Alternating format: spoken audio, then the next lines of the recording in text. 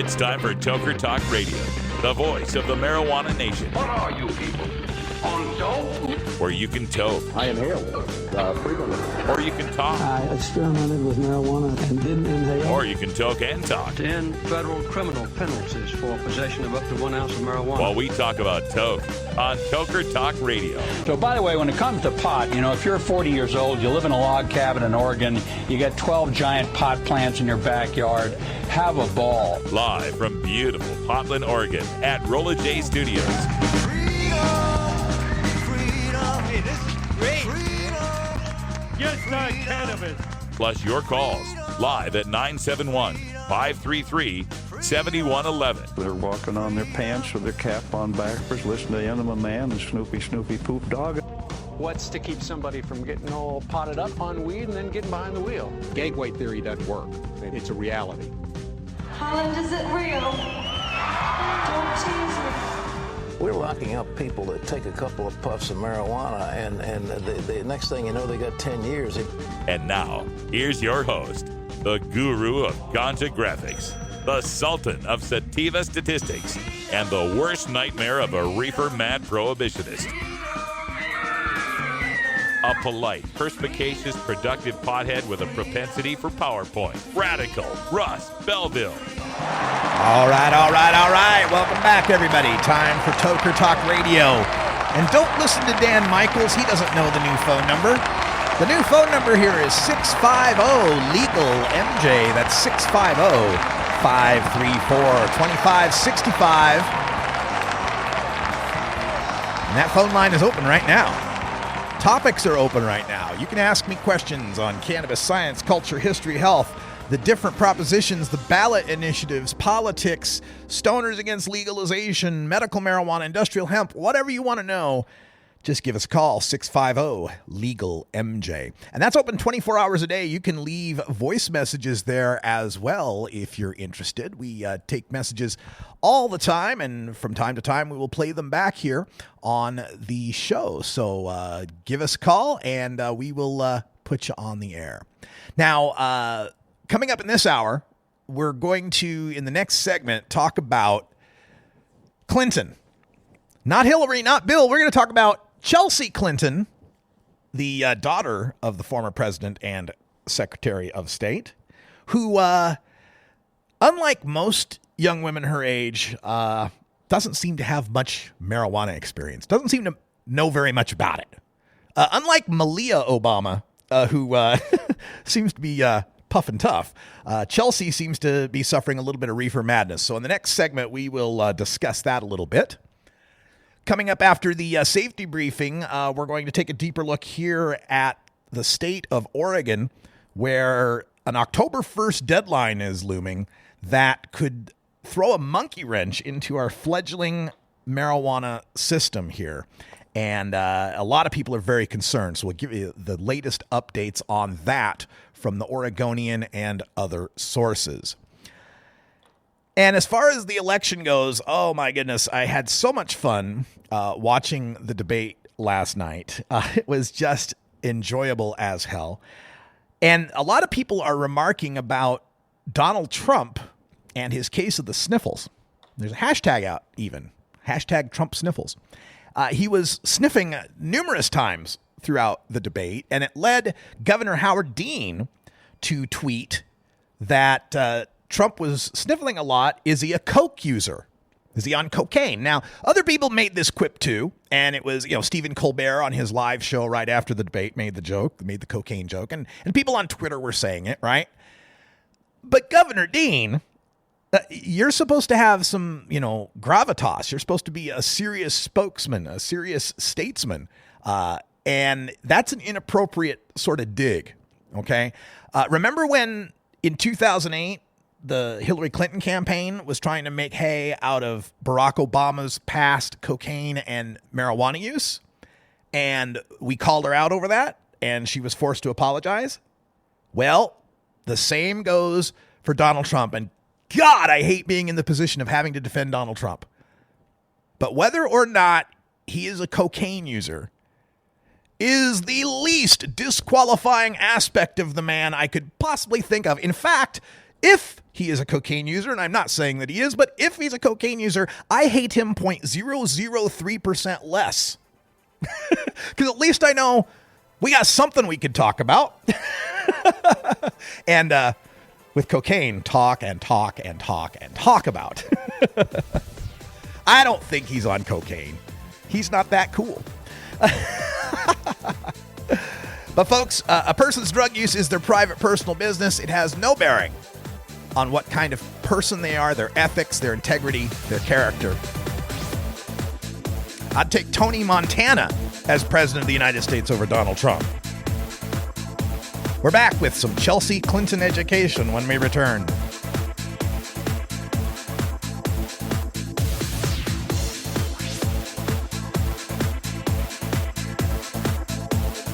This is the Russ Belville Show on CannabisRadio.com.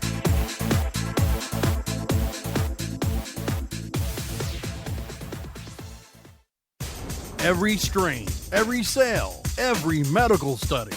Keep it right here on the Cannabis Radio Network.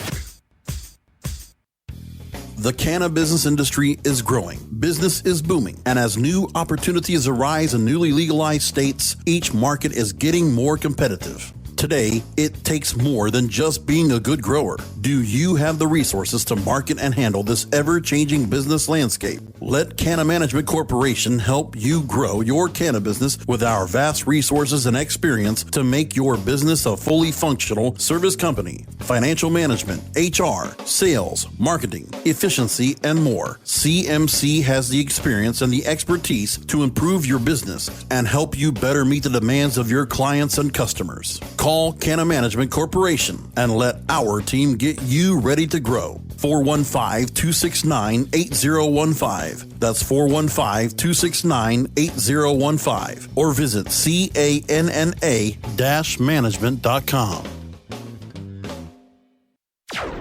Tommy Chong is ready to cut through the smoke and change the tone of Tilk Radio. Obama, for instance, no matter what he said, there's a whole bunch of people that are going to be against him for saying whatever it is. Santa Claus is a nice guy. Someone says, Santa Claus must be a thief if Obama likes him. You know what I mean? Yeah. It's a racist attitude. The Tommy Chong Podcast, only on CannabisRadio.com. Welcome to my world. You're tuned into the Russ Belville Show, the voice of the marijuana nation, only on CannabisRadio.com. Coming soon to a city near you, Cannabis Finance Boot Camp. Get all your cannabis accounting, legal, and compliance questions answered by their knowledgeable panel of industry experts who want to help your cannabis business boom. Whether you're a grower, dispensary operator, or a newcomer to the field, your cannabis business needs Cannabis Finance Boot Camp. For information on upcoming events, visit CannabisFinanceBootCamp.com.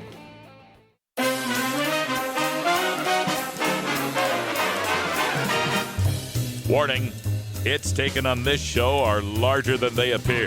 Do not try this at home. These people are professionals.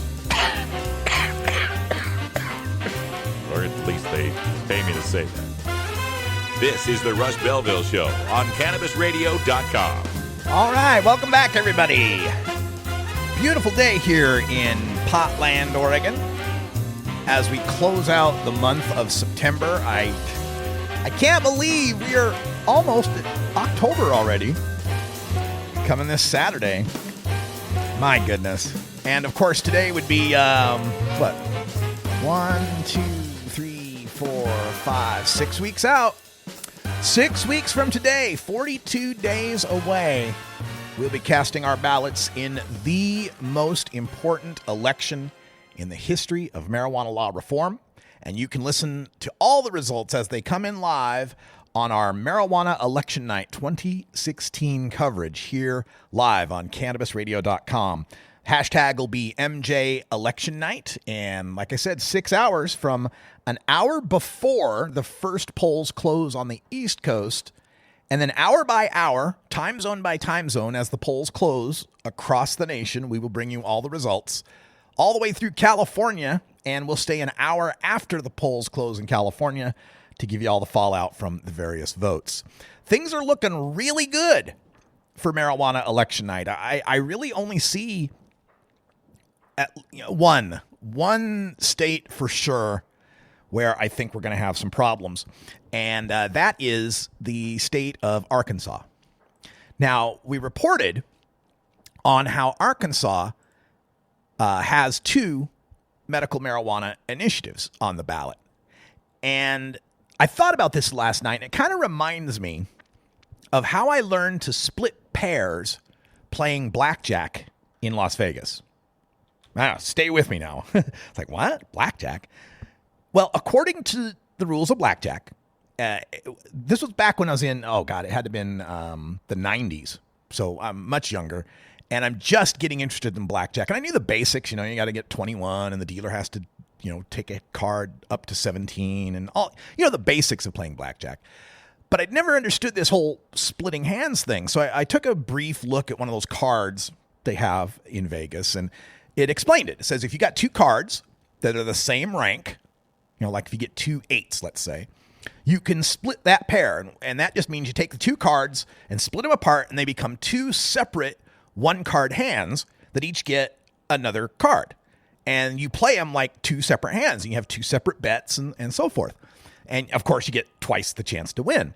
So I'm sitting at this table, and it's way late. It's way early. It's like 3 a.m. And there's only one other guy at the table. This old man, small old man, really had one of them curved backs, like he's been sitting over a slot machine or a blackjack table all his life. And the hands are being dealt. And finally, I'm dealt 2 5s. And this was the first pair that I'd been dealt since I'd learned about splitting. So I was pretty eager to give it a shot. So I took the 2 5s and I split them apart, and I'm reaching over to get the extra chips for the other bet when that little old man at the end of the table suddenly said, "What the hell are you doing splitting 5s?" And I kind of, I just froze, right? I'm like, well, I'm freaking out because I'm thinking I'm doing it wrong, right? I'm like, isn't this how you do it? I mean, you put 1 card here and 1 card there, and you put the bet on both of them. And he's like, yeah, I mean, that's how you do it, sure, but why are you doing it? Think about it. You got 2 5s. That's a 10. That's a winner. See, the odds are the next card you're going to get is going to be 7 or greater. There's all those face cards in there that are worth 10.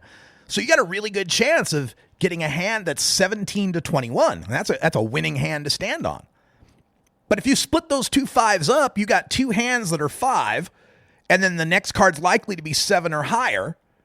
So you're going to have 2 hands, 2 shitty hands with 12 to 16 on them to draw to. And of course, drawing to those, the next likely card is 7 or higher, and you get one of those and then you lose. Twice.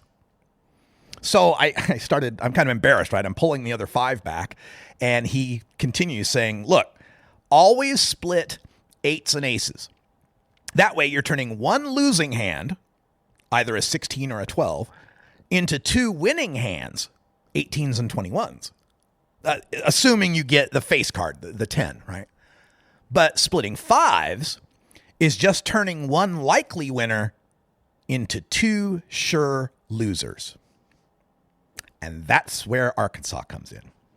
Arkansas succeeded in getting medical marijuana on their ballot in 2012, and it just narrowly failed. You got a 49% support, 51% opposition. Just about half and half, just about 50-50, or just like a couple of 5s.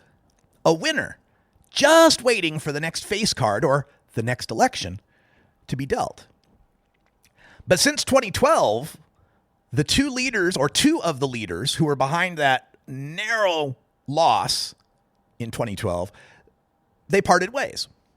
One, the fellow named David Couch, pursued a strict medical marijuana model that has no home cannabis cultivation by patients, no caregivers kind of thing, and a very limited set of the qualifying conditions. His partner, Melissa Fultz, on the other hand, pursued a model that has some home grow if you're a patient 20 miles or more away from a dispensary and you can show a hardship, and it has more than twice of number of qualifying conditions. So both of these people, Couch and Fultz, proceeded gathering signatures on 2 separate medical marijuana initiatives. Now, Arkansas is not the first state where disagreements among activists have led to separate initiative campaigns. But usually the case is where one initiative is well-funded and professionally staffed, and the other one isn't. It's all volunteer and it's grassroots and it just fades away. Now, there was an exception this year in Maine. We had 2 well-funded and professionally staffed initiatives for legalization going on in Maine, and they were both headed to the ballot. But then the 2 campaigns came together, realizing it would be a bad idea to split the fives, and they found a way to compromise and just put forth one initiative. But Arkansas this year, Arkansas is the first state I've ever covered that has split the fives. Fultz and her Arkansas Medical Cannabis Act, that's the one with the home grow, the one the patients like, that one made the ballot first. But Couch wouldn't stop campaigning for his Arkansas Medical Marijuana Amendment, which is more business friendly. It's the dispensary-only constitutional amendment. So as Couch's initiative was just about to make the ballot, the little old man at the blackjack table explaining the self-destructive act of splitting the fives was Marijuana Policy Project head Rob Campia. So Campia gets in touch with Couch to explain, look, 2 initiatives just makes winning harder or impossible, since the 2 campaigns are going to be splitting their volunteers, their donations, their resources. They're going to confuse the voters, and they're going to dilute their base support. And to sweeten the pot, Campia explained how donors, big money donors, were all ready to throw $1 million at legalizing medical marijuana in Arkansas, but only if the initiative that was already on the ballot was the only one moving forward. That is, if Couch would drop his amendment after the act already made the ballot, the act would have gotten $1 million to move forward to help campaign to get medical marijuana to the patients that they could home grow, and Couch rejected the deal. Couch argued that his amendment is more acceptable to conservative Arkansans. And if he didn't move forward with his, there'd only be the more liberal act on the ballot, and it would fail, and patients wouldn't get anything. So MPP then, of course, rescinded the $1 million offer. Couch's no-grow amendment makes the ballot as issue 6. Fultz's limited grow act is issue 7. And neither of them have anything close to $1 million on hand to advertise their campaigns. Now, this week, the first Arkansas poll on the 2 ballot issues has been released. On issue 6, 49% favor, 43% opposed. On issue 7, 53% oppose, 39% in favor. So the more conservative 6, Couch's amendment, is doing 10 points better than number 7. And that would seem to validate Couch's reading of the electorate being more conservative. And the data also confirm Rob Campia's warnings about the vote splitting. The poll found that 25% of the people who support 6 are voting no on 7. But only 8% of the people voting yes on 7 are voting no on 6. Now, at this point, neither of those 2 initiatives are breaking 50% support. But if everybody who supported one of them also supported the other, if 100% of medical marijuana supporters voted for both of them would have slim majority support. But that's not going to happen. Because if you're a 7 supporter and you've just realized that you're losing because 3 times as many of your people support the opponent than they support you, you might figure you need to make up that deficit by only supporting 7 and not supporting 6. So more votes disappear from 6, the one that is got a chance to pass at this point, because the people who support medical end up choosing either 6 or 7. Not all of them. Well, I'm sorry, but I'm going to have to shoot you. What is it? But on the other hand, the people who hate medical marijuana are going to vote no on 6 and 7. So while our base turns into an or, their base stays an and both the initiatives lose. That's what happens when you split the fives. You took a sure winner and turned it into 2 sure losers.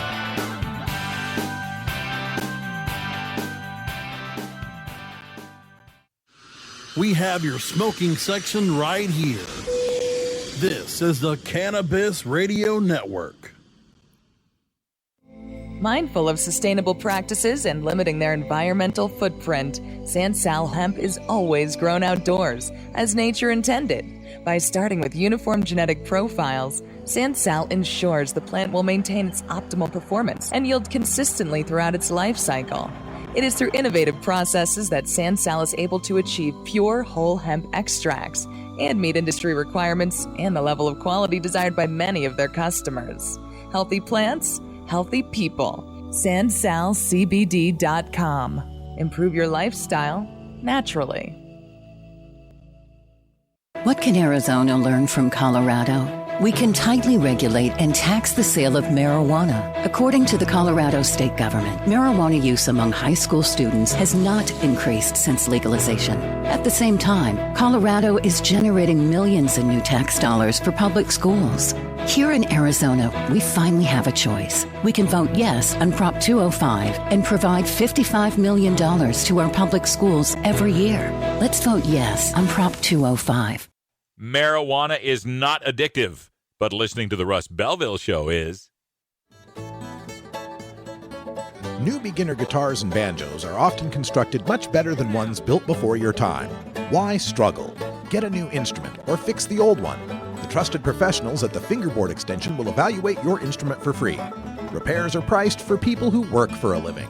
Stop by the Fingerboard Extension downtown Corvallis at 120 Northwest 2nd Street today, or check out its inventory on the web at fingerboardextension.com.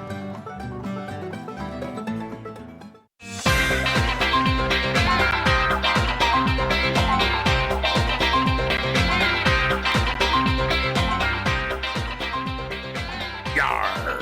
Thar be pirates here! Har, har, har, har, har. You're tuned into the Russ Belville Show, the voice of the marijuana nation, only on CannabisRadio.com. Welcome back, everybody. Hope you had a great safety briefing. I'm feeling pretty safe right now. For this segment, we turn to our good friend Tom Angel out there at marijuana.com, who I admire so much. I mean, this guy... I think that, like, I'm the guy who's sitting there waiting for the latest breaking marijuana story. Can't wait to... Tom's got me scooped every day, man. Every day. I swear, he's like Neo in the Matrix. They've got him plugged in directly to some of this stuff because he finds stuff way before anybody else. Does a great job of it and manages to get quotes in almost all the mainstream stories that cover the major marijuana stories. So, big fan of what he's doing, and he's writing out at marijuana.com and has a column up today. Chelsea Clinton implies marijuana can kill you. Chelsea Clinton, of course, the daughter of Bill and Hillary Clinton. Interestingly enough, could become the first daughter to occupy the White House with 2 different presidents. That's kind of interesting, I think.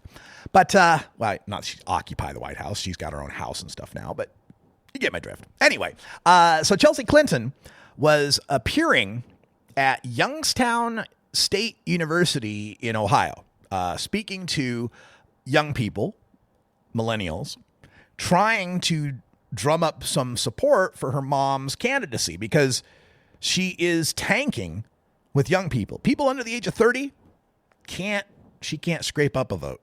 So Chelsea's out there hitting the stump, trying to humanize and relate, make her relatable and get young people to support Hillary. So she's at Youngstown State University, appearing before a group of students, and ends up getting questions about marijuana, particularly what's Hillary Clinton's positions on marijuana reform and her point about rescheduling from Schedule 1 to Schedule 2. So Chelsea gets this question, and that's when things kind of go a little awry in her response. She says, quote, "Anecdotally, we have lots of evidence in epilepsy, but also in autism, in stimulating appetite for people who are on intensive chemotherapy regimens, for people who have non-epilepsy seizure disorders and challenges. But we also have anecdotal evidence now from Colorado, where some of the people who were taking marijuana for those purposes, the coroner believes, after they died, there was drug interactions with other things they were taking." End quote. Now, grammar's a little messed up. She didn't mean it as it came out, which was after the person died, marijuana started interacting with drugs. She's trying to say that marijuana interacted with these drugs. After the person died, the coroner did the autopsy and could find that out. I pick on these things as a writer because words are my shit. But she's trying to imply here or refer to a coroner supposedly in Colorado saying that there was a lethal drug interaction between marijuana and something else. Now, Tom reached out to the Clinton campaign trying to get some clarification on what the hell she's talking about, but hasn't gotten a response yet. Now, this has been pushed by our prohibitionist opponents. They try to say, Levi Tamba, that Wyoming kid, he ate a marijuana cookie and jumped out the hotel balcony. That's death from marijuana.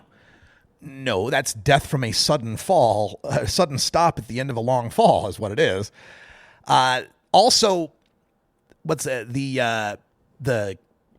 Kirk was his name, or the guy in Colorado who shot his wife after eating edibles, right?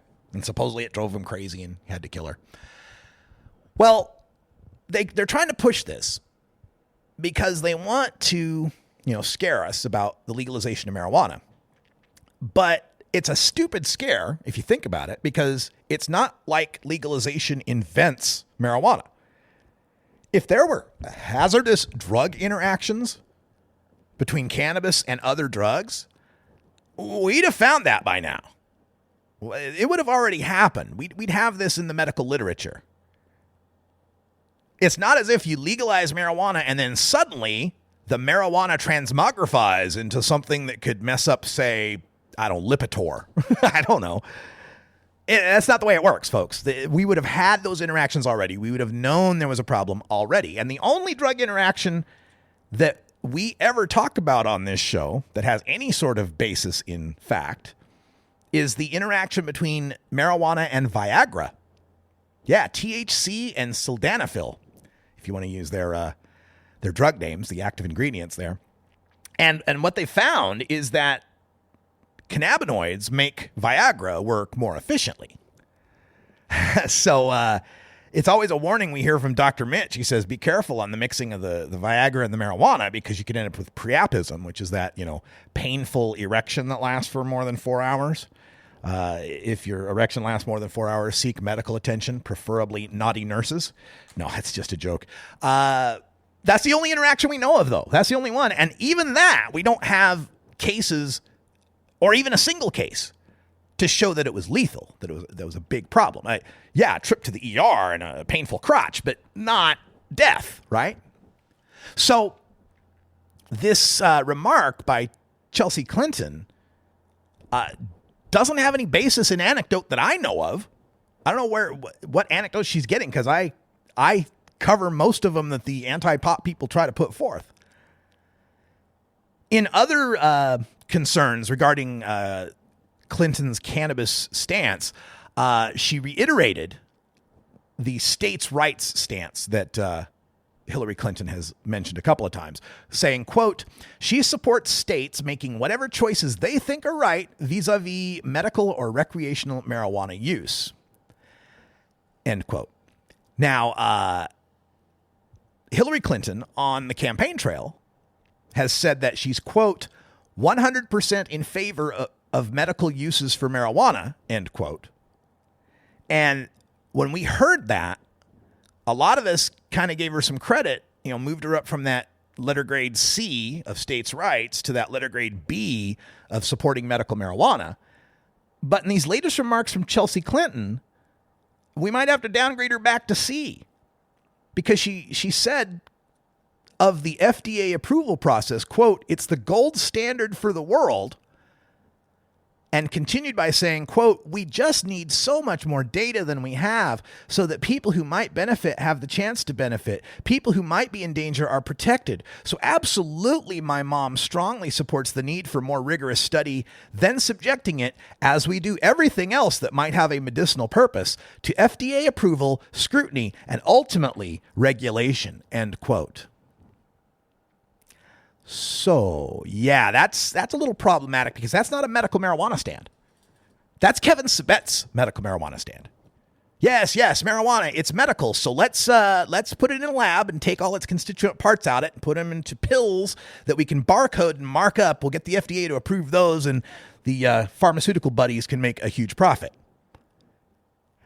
Now, it's not surprising, or would not be surprising, if indeed that is Hillary Clinton's position, being that she is almost wholly bought and sold and owned by corporate interests. And certainly these big drug manufacturers would love to see Schedule II cannabis that they could perfect into all sorts of pills, sprays, and inhalers. So I wouldn't be surprised if that is indeed her position. But that's not a states' rights position. The states don't get FDA approvals. That goes through the federal government. So if that is her position, that medical marijuana can't be medical marijuana until the FDA says so, then she's not in favor of, 100% in favor of medical uses for marijuana. And in Chelsea's remarks here, as she talks about we need so much more data, I encourage you listeners to go visit pubmed.gov. PUBMED.gov. Now, PubMed.gov is the federal government National Institute of Health repository database, if you will, of all the studies on medicine and drugs ever in the United States. Well, worldwide, actually, I think they cover. Go to that website, PubMed.gov. There's a little search thing right at the top. Click into that search thing and type in CANNAB, CANNAB. Cannab, like cannabis without the IS, just cannab. Type in cannab and put an asterisk at the end of it. And what that does is it forces the search engine to look for everything that starts with cannab, whether it's cannabis, cannabinoid, cannabidiol, cannabichromine, anything that starts with cannab, it's going to pick up. Run that search, and you will find over 20,000 published studies on cannabis or cannabinoids. Over 20,000. We just need so much more data. How much more could you want? 20,000 published studies. Because we've got ibuprofen, we've got Adderall, we've got all sorts of drugs that have been approved by the FDA. Go to that same PubMed and type in Adderall. And watch as you only get fewer than 200 results back. 1/100th the amount of data on Adderall, an amphetamine that we give to kids. FDA approved, no problem, that's medicine. But gosh, cannabis, 20,000 studies, 7,000 years of human use with not a single recorded overdose. Dang it, we just need more data. Just need more data. We don't want people to suffer. Well, I mean, they can suffer while we wait for the FDA to get it, torn apart into constituent parts and profiting for the pharmaceutical companies. We can let them suffer until then, sure. Makes me sick.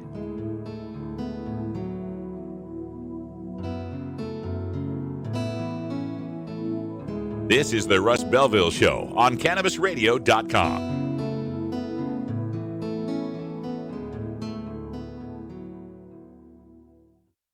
Earn your PhD in THC monetization with CannabisRadio.com. Don't be late. Great websites today need expert web design and development and need to be e-commerce ready and mobile friendly. But building a marketable and profitable website can be an uphill climb. Ready to make your new website or replace your existing website? Think Orange as the new way to get in the black. Orange Hill Development works with Fortune 500 companies and offer the same top quality development service at a fraction of what other providers charge. Brands like Absolute, Carlsberg, and Nestea trust Orange Hill Development. Find out why you should trust your website with Orange Hill. Contact Orange Hill for a consultation today at orangehilldevelopment.com. Tommy Chong is ready to cut through the smoke and change the tone of Tilk Radio. You're going to be a great granddad. Pretty cool. Morgan is Ray Dawn's son. Morgan and his wife Tracy, they've been trying to have a baby for quite some time. Did you hear what I said to Morgan? What? Do you know who the father is? The Tommy Chong Podcast, only on CannabisRadio.com. Welcome to my world. You can find Radical Russ online everywhere. Gmail, Facebook, Twitter, Instagram, Pinterest, YouTube, SoundCloud, Snapchat, LinkedIn, and Boise State University's 2400 baud modem bulletin board system from 1985. When you are starting up a medical cannabis business, you want a fired-up lawyer who understands the needs of cannabis consumers. The law office of Lauren Vasquez is your fired-up lawyer for the cannabis industry. Visit her website, fireduplawyer.com, or call 1-855-MMJ-LAWS for more information.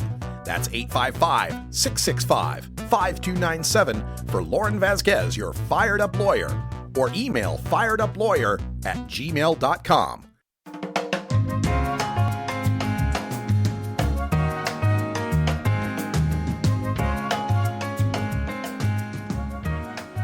Hello, Mr. Man. Hi. I'm working. I'm sorry. No food till this is done. This is the Russ Belville Show on CannabisRadio.com. Welcome back, everyone. 4:37 here in the Pacific Time Zone. Quick reminder for the rest of the week, we've got more previews of Marijuana Election Night 2016. That's just 6 weeks away. On tomorrow's show, we take a look at the state of Maine, where question 2 up there would legalize marijuana and provide Maine with the most liberal legalization law in the country. Regulate Maine's David Boyer from the campaign will be joining us. We'll talk about that, and we'll follow that up tomorrow with our interview with David Deinenberg from Kind Financial. We're going to get into seed-to-sale tracking and finances and regulatory compliance on tomorrow's show. On Thursday, Jorge Cervantes joins us for Cultivator's Corner, so get your grow questions ready for Thursday. Jorge will be joining us. And then on Friday, Marijuana Election Night preview from the state of Massachusetts. We hope to have Jim Borgasini from Regulate Massachusetts on the show to discuss how their question 4 is doing in the Commonwealth. I also have to make a correction from last segment because I was inaccurate, and I always strive for accuracy. I said that if you went to PubMed and you typed in cannab asterisk for a search, that you'd get over 20,000 studies. And while what I said it was true, it was not quite accurate.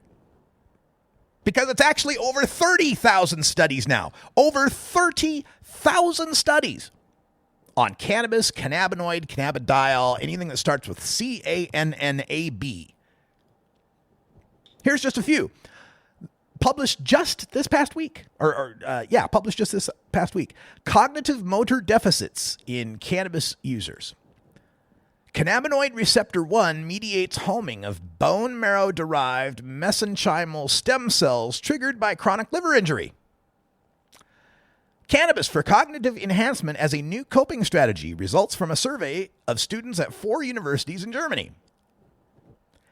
Alcohol use during a trial of N-acetylcysteine for adolescent marijuana cessation. Factors associated with having a medical marijuana card among veterans with recent substance use in VA outpatient treatment. A preliminary evaluation of synthetic cannabinoid use among adolescent cannabis users. Characteristics and treatment outcomes. synthetic cannabinoids to avoid urine drug screens, implications for contingency management and other treatments for drug dependence, and so on. Every possible study that could be done has been done, it seems.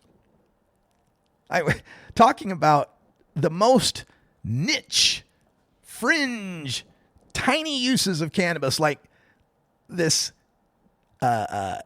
where was it? Oh, the cognitive enhancement, the cannabinoid receptors for bone marrow, for stem cells, for liver injury. Like, all right, wow, guy's messed up, but we're going to study him and see how cannabis helps him, right? 30,000 studies. How much more data do they need?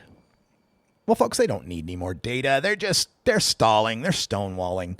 They're trying to run out the clock. That's what's going on right now. That's what's going on right now. They recognize that the clock is ticking, that people recognize that cannabis is a medicine and they want it. They want it. There's a huge demand for it. And they're getting it through passing initiatives. So they've got to run out the clock because they're working on these clinical trials. We brought you the news today. GW Pharmaceuticals, Epidiolex just passed its third phase 3 clinical trial. They're going to push for FDA approval starting in 2017. Epidiolex, this is their version of CBD-Only. This is their cannabidiol product. And you can bet once GW gets the FDA to approve Epidiolex as a Schedule 2 or I'm betting it'd land up on Schedule 3, right? I mean, Marinol, synthetic THC, is on Schedule 3. So a CBD product that doesn't get you high, how could that be ranked higher than one that does? But I'm expecting Schedule 3. So you get Epidiolex on Schedule 3 in late 2017, early 2018. And all those states in the South, Iowa and Wisconsin and the Intermountain West states, Utah, Wyoming, these states that have those CBD-only laws, okay, if you go out of state and go get some of that cannabis oil for your epileptic kid and bring it back into the state, we won't bust you. Those laws, why would they need them anymore? Why wouldn't the Alabama legislature repeal that CBD-only law, since now parents can use their health insurance to go to the pharmacy to buy Epidiolex and give it to their epileptic kid? And that's not an illegal federal drug, and that's not an illegal Alabama drug. It's a perfectly legitimate drug. Why would we need a CBD-only law if you got Epidiolex? That's the direction a lot of this stuff is going. That's the direction medical marijuana has to go. It can't not go that direction. And we can't not support it going in that direction, right? What are we supposed to do, right? We're supposed to say, no, pharmaceutical companies, you may not process the cannabis plant to come up with derivatives of it. Only we can. Only we can make hash and extracts and whatever else we want to make.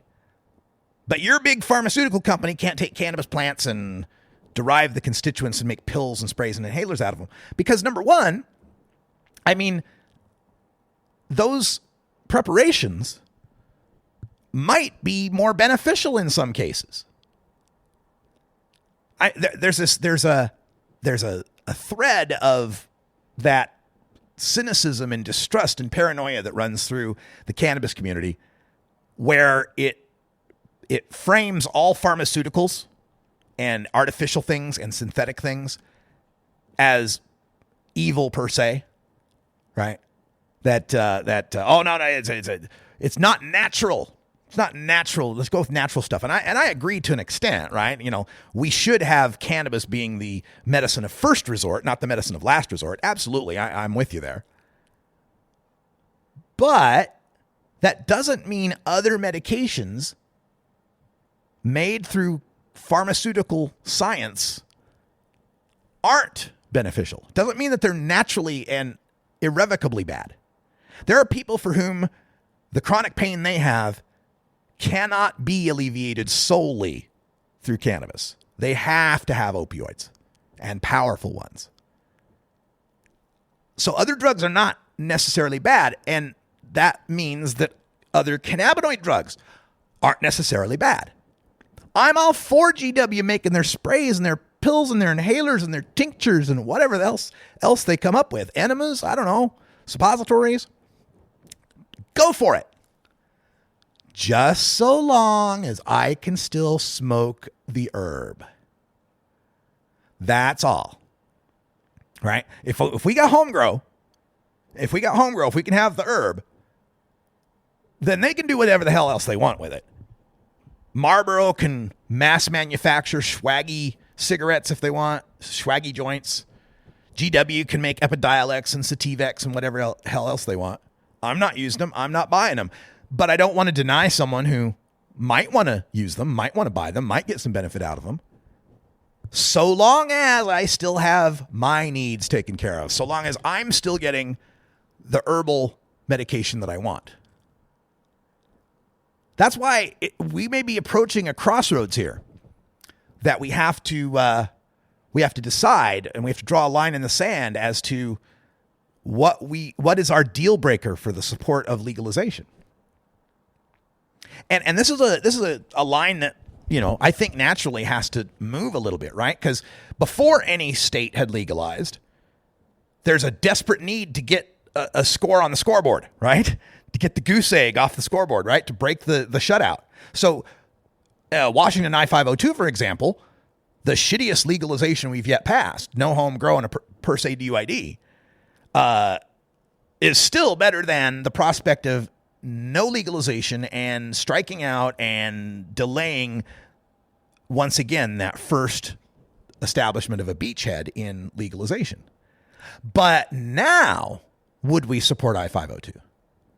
Or even better, after 2016 election, and presuming all 5 of those states win, let's presume all 5 of the legal states win, and all 5 of them have home grow. To some extent, Nevada's got that halo. You can't grow within 25 miles of a pot shop.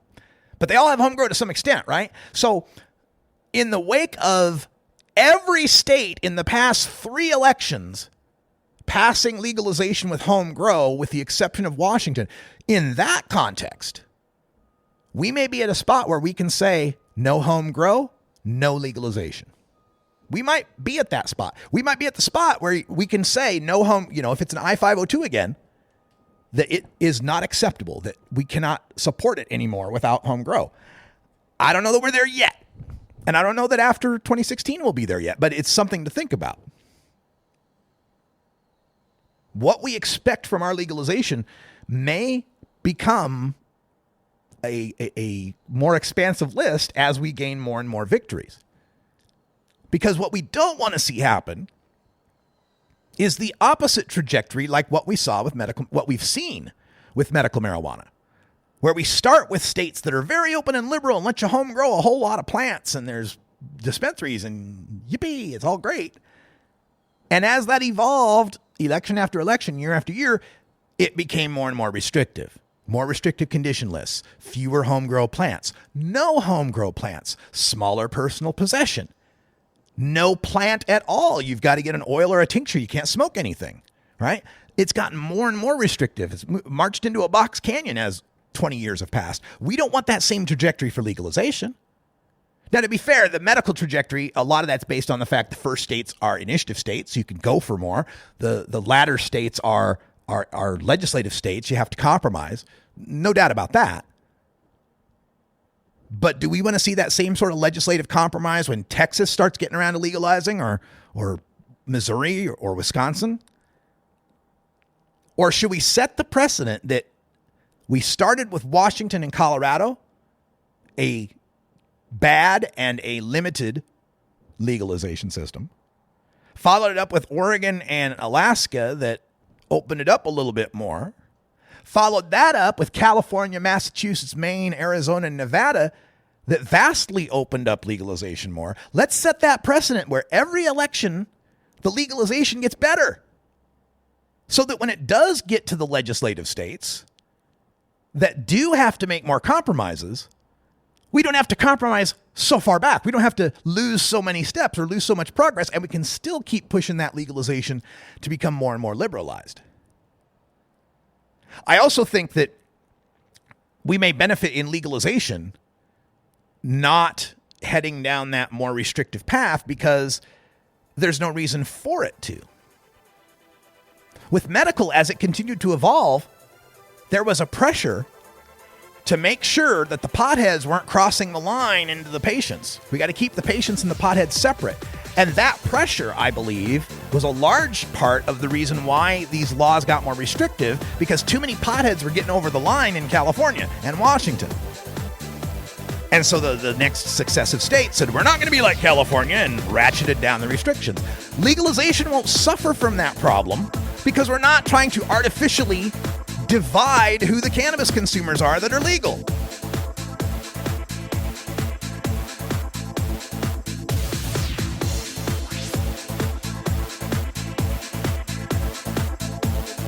This is the Russ Belville Show on CannabisRadio.com.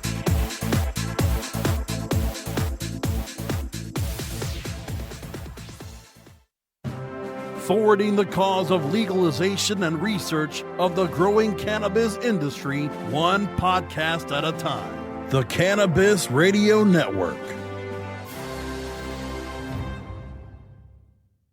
The next generation of vaporizers has arrived. Vuber vaporizers are blazing the way with unparalleled technology for oil, concentrate, or dry flower pens. Providing unsurpassed customer service and expert craftsmanship, Vuber vaporizers use cutting-edge technology, providing a power-packed, smoother vapor with a lifetime guarantee. Experience vaporizing the way it was meant to be, the Vuber way.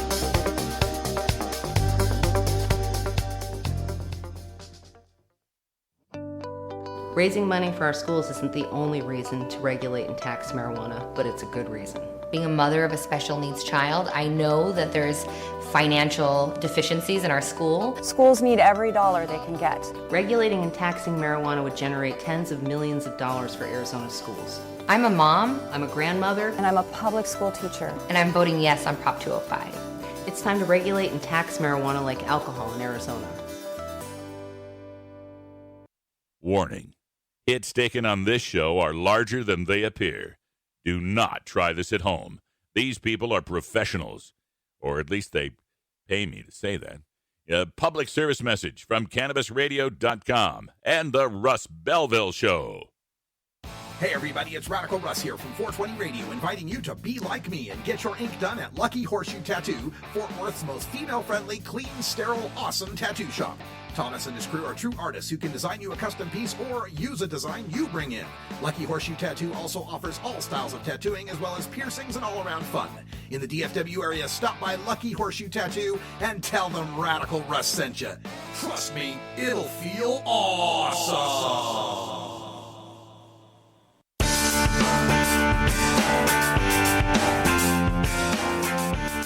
I have a package here for Radical Rick. Is there a Radical Rick here? How about a Rick Russ? Any Rick Russ? Somebody named Freddie Barack has sent him a package. Anybody? What is that? Sounds like a skunk. You're tuned into the Russ Belville Show, the voice of the marijuana nation, only on CannabisRadio.com. Welcome back, everybody. Just closing up shop here. And, boy, I'm just so thrilled about marijuana election night coming up. It's going to be very exciting. We're looking at interfacing with numerous local affiliates that are going to tap into our feed, and I'll be reporting for their audiences the votes on marijuana legalization. It's going to be pretty exciting. So check us out. MJ Election Night is happening November 8th. That's Tuesday. That's 6 weeks away. Starting at my regular showtime, 3 p.m. Pacific, and running all the way to 9 p.m. Pacific or midnight Eastern. We're going to cover it all, wall to wall, every marijuana vote. And I believe we're going to do really good. Polls in California are 60%. In Maine and Nevada, we've got 53%. And in Massachusetts and Arizona, we've got 50%. So we're looking good there. Florida medical marijuana. Last poll I saw, 73%, I think it was. They need 60. 73% sounds pretty good. We don't have polling out of North Dakota or Montana that's within the past even year or two to report on.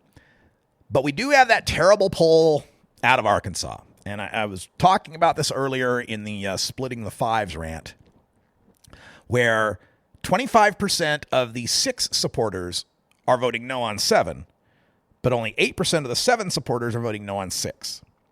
And I think what has happened here is a dynamic that you see on the game show, The Price is Right. You know, when you watch The Price is Right and they got the 4 people in the bidder row there and they got some prize they're bidding on, and one person, they have $400 and $600 and $800, right? And the 4th guy recognizes that all 3 of those people bid way too much. It's like, that thing's not that expensive, right? But the rules of Price is Right is closest without going over, right? So to be safe, you don't say $350 or $300 or $200 because you still might be too high. To guarantee that you're going to win that showdown, you bet $1, right? That way, anything that's between $1 and $400, the next highest bid, well, if it's in that range, you win, right? So you always see that. These people betting $1 because they know they can undercut the other bidders and win the prize. That's what's happened to Arkansas. See, in Arkansas, David Couch made the bet that Melissa Fultz and the issue 7 people pushing, and again, I support issue 7. It's a better initiative, and Normal has endorsed it. It's better, right? But it's this case of, do we write what's good or do we write what will pass? And I think the 7 campaign ended up in the situation of relying too much on what would be a good initiative. Let's have some home grow. Let's put as many conditions in it as possible. And so Couch looked at that and said, they've overbid. They've overbid with the public. And I'm going to bet $1. And so he comes forth with the more conservative initiative that has no home grow, dispensary only, and fewer qualifying conditions, betting that the other campaign overbid, put out something too progressive for the voters to accept, and that what they will accept is in that range below issue 7 in expansiveness. And it looks like he was right, because the polls are coming out saying there's a 49-47 support for the conservative initiative, 53-39 opposition to the more liberal initiative. He underbid him, and it looks like he was right. And this throws a whole complicated mess, monkey wrench into the situation in Arkansas, because at first, the 7 campaign could justifiably complain that, hey, we made the ballot first. Once we made the ballot, you should have dropped out so we don't split the vote. And especially after Rob Campia said there was $1 million for us, by staying in, you cost us $1 million. You may have hurt the patients since we won't be able to pass 7. But now, with the polls showing up the way they are, Couch can respond and say, no, because had I not gone forward, all that would be on the ballot is issue 7 that only gets 39% support from the voters.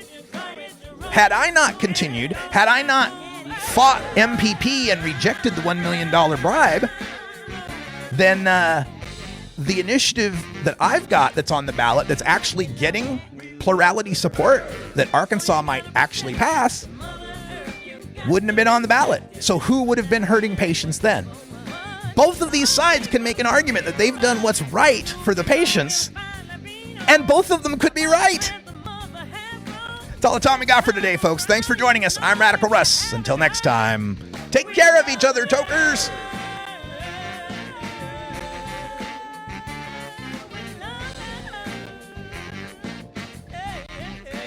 This is the Russ Belville Show. The Russ Belville Show is blogging and podcasting daily at radicalruss.com. You take a seed, you plant it, you grow it, you dry it, you roll it, you smoke it. You take a seed, you plant it, you grow it, you dry it, you roll it, you smoke it. You take a seed, you plant it, you grow it, you dry it, you roll it, you smoke it, and it goes down smooth.